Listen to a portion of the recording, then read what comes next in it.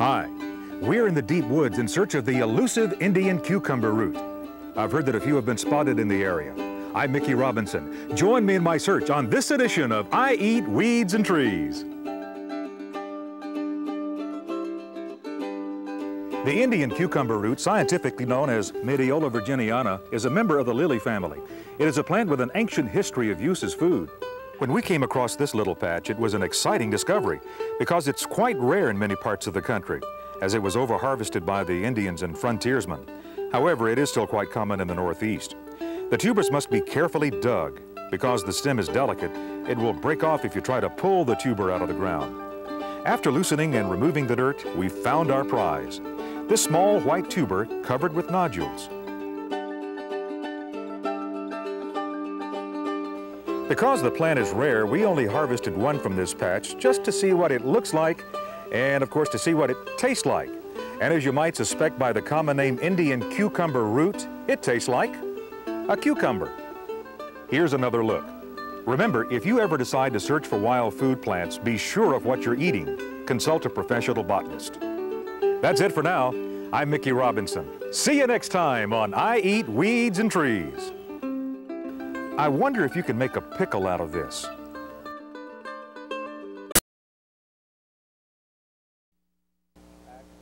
From a small acorn, a mighty oak tree grows.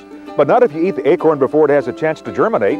I'm Mickey Robinson, and I'll be eating a lot of acorns on this edition of I Eat Weeds and Trees. Acorns have been eaten boiled, roasted, and ground into flour for making everything from bread to thickening stews. And yet this most nutritious nut has fallen by the wayside as a food source in modern times.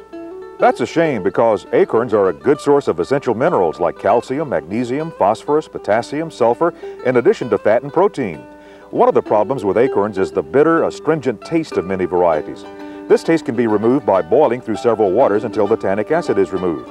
Some varieties, like white oak, contain much less tannic acid and can be ready for use after roasting about 20 to 30 minutes. Here's a recipe for mush that was popular with the Potawatomi Indians. Shell and roast a half cup of white oak acorns. Grind into a coarse flour. Add enough water to make a watery paste. Stir in a half cup of blueberries and season with about a fourth cup of maple syrup. Simmer over low heat for about 10 minutes. This stuff's pretty good. Tastes like something you'd want for breakfast. The oak tree provides us with a very versatile nut. And on our next episode, we'll come up with another recipe. Enjoy yourself grazing in the great outdoors. But remember, before you eat any plant you're not familiar with, consult a botanist. That's it for now. I'm Mickey Robinson. See you next time on I Eat Weeds and Trees. The cork oak, which grows in Spain, provides the bark for most of the world's cork supply.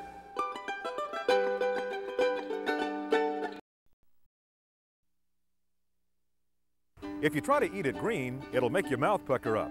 But if you eat it after a good frost, it's one of nature's sweetest treats. It's the wild persimmon. I'm Mickey Robinson, and we'll give you a mouth-watering recipe on this edition of I Eat Weeds and Trees.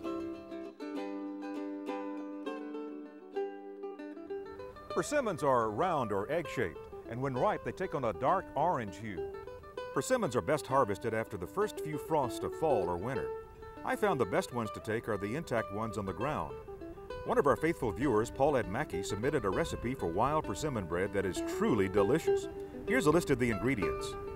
2 cups of mashed persimmons, 1½ cups of self-rising flour, 2 eggs, 1 cup white sugar, 1 cup brown sugar, 1/2 teaspoon of vanilla, 1/2 teaspoon almond extract, 1 to 2 cups of nuts of your choice, preferably hickory nuts, 1/4 cup of oil, and 1/2 teaspoon of pumpkin pie spice.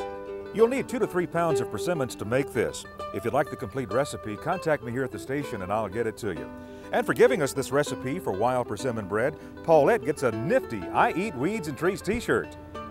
Send us your wild plant recipes. If we use one on a future program, we'll give you a t-shirt. On our next show, we'll give you another idea for persimmons and some interesting folklore. Well, that's it for now. Remember, before you eat any plant that you're not familiar with, consult a botanist. I'm Mickey Robinson. See you next time on I Eat Weeds and Trees. Persimmon trees are favorite haunts of opossums.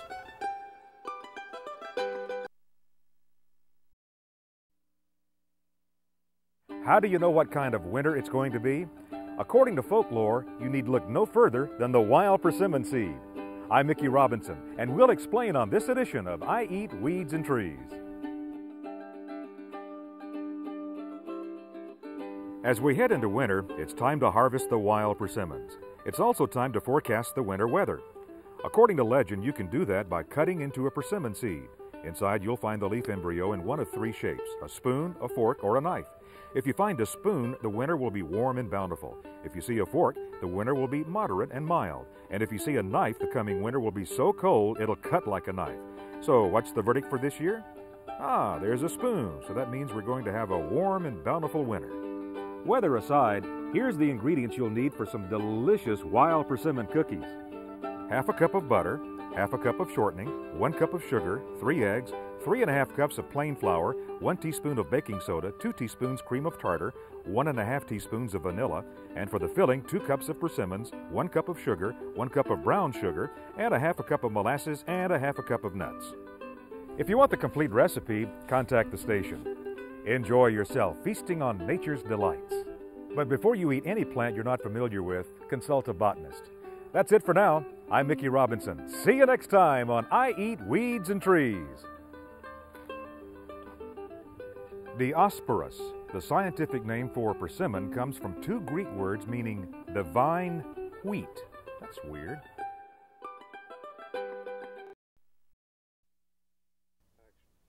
If you're looking for an alternative source of caffeine, you may want to trade your morning cup of coffee for a brew made from this native North American plant. I'm Mickey Robinson with details on this edition of I Eat Weeds and Trees. This is a Yaupon holly bush. Some Native Americans valued this plant for its medicinal properties. Eating a few berries from the bush created a laxative effect. Eating a lot of berries caused one to vomit. Thus the scientific name Ilex vomitoria. This plant was so valued by the Indians that it was transplanted from one campsite to the next. Besides its medicinal value, the Indians got their morning jolt of caffeine from what they called black drink. The recipe is simple. For each cup of brew, you'll need 1 or 2 tablespoons of ground dried leaves. The more leaves, the stronger the drink. Boil the leaves until the liquid darkens. Strain and drink. Since I don't need a laxative, I think I'll pass on the berries, but I could use some caffeine. I suppose like most of us, the Indians woke up grumpy every morning and had to have their black drink to get going. Could their addiction to caffeine be the reason they took this plant from one campsite to the other? It's an interesting theory. Enjoy yourself grazing in the great outdoors. But remember, before you eat anything that you're not familiar with, consult a botanist. That's it for now. I'm Mickey Robinson. See you next time on I Eat Weeds and Trees. Yaupon holly leaves contain more caffeine than any other native North American plant.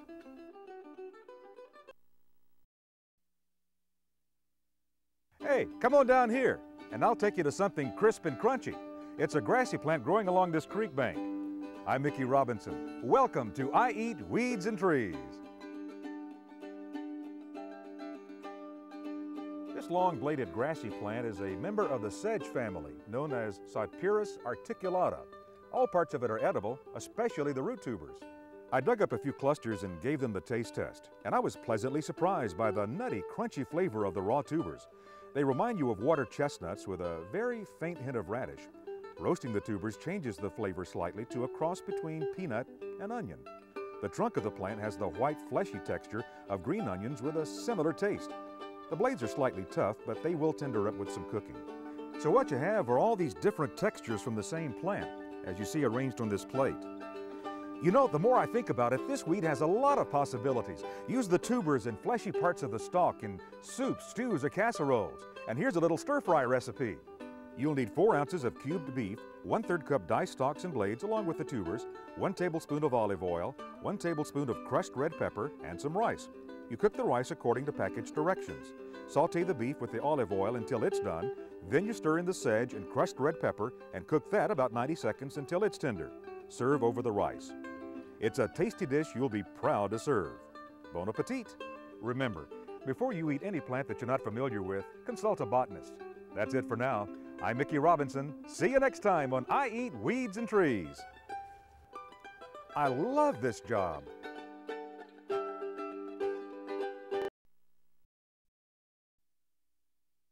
Would you eat a weed called spiderwort? The name may turn you off, but this little blue flower is not only edible, it's of interest to scientists studying ways to control pollution. I'm Mickey Robinson, and we'll tell you all about it on this edition of I Eat Weeds and Trees. The first question is how did this pretty blue flower get a name like spiderwort? Well, plant historians suggest two possibilities. First, the long leaves resemble the legs of a spider. Another researcher states that the spiderwort was thought to be the cure for the bite of the Phlangium spider. Now, there's no magic about that cure because the Phlangium spider is quite harmless anyway. The plant has been of interest to scientists because it is sensitive to pollution and radiation and will undergo color changes from blue to pink depending on the severity of the pollution. Now, you may be wondering how to use spiderwort as food. Well, I once tried cooking this weed by steaming it, which surprisingly made it tougher. So this is a plant best eaten raw. You can chop up the leaves and upper stems and add them to a salad, along with the blue flowers, which add interesting color. To get to the tender inner portion, carefully peel away the outer skin to reveal the inner part, which flows with a thick aloe vera-like juice. Hey, it's not a bad tasting weed, and it grows plentifully in many parts of the country, adding to the beauty of spring and summer. Remember, before you eat any plant you're not familiar with, consult a botanist. That's it for now. I'm Mickey Robinson. See you next time on I Eat Weeds and Trees. Another common name for this plant is the Trinity flower because of the 3 petals.